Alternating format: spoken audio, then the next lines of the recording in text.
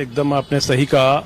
उद्योग हमेशा गवर्नमेंट के साथ सहयोग के रूप में आगे लाता है अपने आप को, कि हम कैसे रेवेन्यू गवर्नमेंट को ज्यादा ला के दें, कैसे रेवेन्यू नए जनरेट करें, कैसे हम जीएसटी बढ़ाएं, कैसे हम रॉयल्टी बढ़ाएं, ताकि गवर्नमेंट अपनी स्कीम्स को अच्छे से क्रियान्वयन कर सके। तो उद्योग कभी भी मांगने वाले पोजीशन में नहीं रहता, हमेशा कंट्रीब्यूटर ही रहता है। बहुत इलेबरेटेड डिस्कशन मैंने इकोनॉमिस्ट साहब से आज सुना, बहुत अच्छा लगा मुझे भी, क्योंकि मैं तो इकोनॉमिस्ट नहीं हूं, मैं इंडस्ट्रियलिस्ट हूं। मैंने इसको अपने चश्मे से जो देखा है जी। तो मुझे एक चीज लगी कि देखिए 50% जो बजट का प्रावधान है जी, वो लग रहा है हमारा एजुकेशन में, एग्रीकल्चर में, विलेजेस में और इंफ्रास्ट्रक्चर में। तो ये पक्का है कि ये चार चीज में तो आप बहुत अच्छा परफॉर्मेंस देखेंगे आने वाले सालों में, और छत्तीसगढ़ के जितने भी एजुकेशन में इम्प्रूवमेंट आपको दिखना चालू हो जाएगा। एग्रीकल्चर से काम करने वाले हमारे किसान लोगों में आपको इम्प्रूवमेंट दिखना चाहिए, उनके चेहरे में। देखिए इतना बड़ा देश है हमारा, अगर हम किसान के चेहरे में स्माइल ला सके ना, तो यही हमारे लिए बहुत बड़ी जीत है। तो मुझे लगता है इस बार किसान खुश रहेंगे, मुस्कुराते रहेंगे। गांव पे इस बार प्रावधान बहुत अच्छा है। तो गांव के, मुझे लगता है गांव जो आज का युग जो है, इंटरनेट का युग है, आज गांव में भी मोबाइल आ चुके हैं। तो गांव के लोग भी सब व्हाट्सएप के थ्रू, इंटरनेट के थ्रू कनेक्टेड हो गए हैं। बिल्कुल। अब गांव और शहर के जो युवा वर्ग है उसके बीच में सोच में बहुत कम गैप है। गांव वाले भी अब परफॉर्म करना चाहते हैं और अच्छी लिविंग रहना चाहते हैं। तो मुझे लग रहा है गांव में इंप्रूवमेंट आएगा, गांव में स्टैंडर्ड ऑफ लिविंग इंप्रूव होगा। अब मैं इंडस्ट्रियलिस्ट हूं तो इंडस्ट्री की बातें करना हूं। इंडस्ट्रियल एरिया का एक्सपांशन हमारे फाइनेंस मिनिस्टर साहब ने इस पे जोर दिया है, तो ये अच्छी बात है। क्योंकि देखिए कोई भी आदमी उद्योग लगाता है, सबसे पहले वो 3-4 चीजों पे विचार करता है। क्या मेरे पास जमीन मिलेगी मुझे सरकार से या उद्योग विभाग से?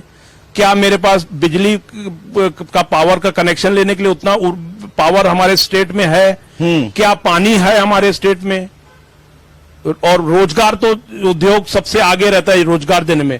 तो ये प्रमुख चीजें अगर अवेलेबिलिटी, क्योंकि फाइनेंस मिनिस्टर ने जोर दिया है कि हम ये ready to plug and play वाला स्कीम में वो इंडस्ट्रियल एरिया डेवलप करना चाहेंगे, तो ये बहुत अच्छी सोच है। क्योंकि बहुत इंडस्ट्रियलिस्ट मैं देखता हूं, जो छोटे छोटे उद्योग, जो मेन, देखिए छोटे उद्योग होते हैं 5,000, बड़े उद्योग होते हैं सिर्फ 25-50, जैसे भिलाई स्टील प्लांट है या हीरा शाडा, जैसे आप जानते हैं बहुत बड़े उद्योग छत्तीसगढ़ के हैं, वो कम होते हैं।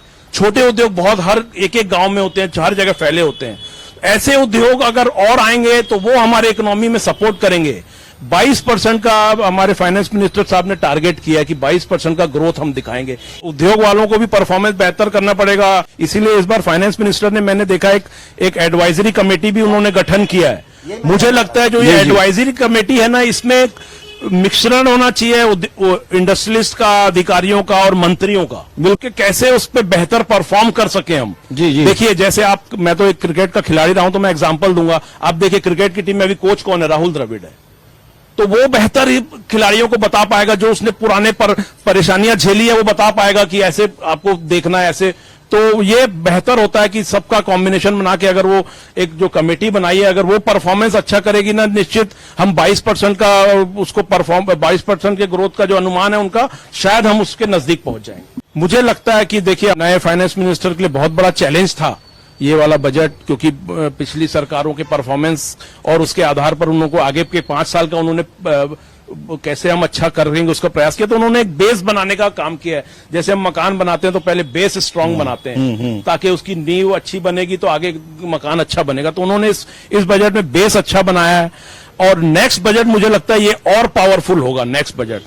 अब जो चैलेंजेस मुझे लगते हैं, जो रेवेन्यू बढ़ाने का जो चैलेंज हमको बढ़ाना है, जो 22% रेवेन्यू बढ़ाना है, ये इसमें सबसे बड़ा सहयोगी हमारे पीएसयू, जो हमारे स्टेट का सबसे जो स्ट्रांग हमारा जो बेस है और जो स्ट्रांग रेवेन्यू का सोर्स है हमारा, वो भिलाई स्टील प्लांट है, एनएमडीसी है, साउथ ईस्टर्न कोलफील्ड की खदानें हैं। तो इनसे अच्छा परफॉर्मेंस कराएंगे तो ऑटोमेटिक इंडस्ट्री से भी अच्छा परफॉर्मेंस होगा। उनका जो प्रोडक्ट है वो स्टेट में बनेंगे तो जीएसटी बढ़ेगा। अगर वो प्रोडक्ट बाहर चले जाएंगे तो जीएसटी का फायदा हमारे स्टेट को नहीं मिलेगा। तो हम कोशिश ये करें कि जितना कोयला, आयरन ओर और भिलाई स्टील प्लांट का जो प्रोडक्शन है वो हमारे स्टेट में ही कंज्यूम हो वो प्रोडक्ट, ताकि जीएसटी में भी हमारा 22 अच्छी बात आपने की, अच्छा पॉइंट आपने उसका हमारा इंक्रीज हो सके। धन्यवाद।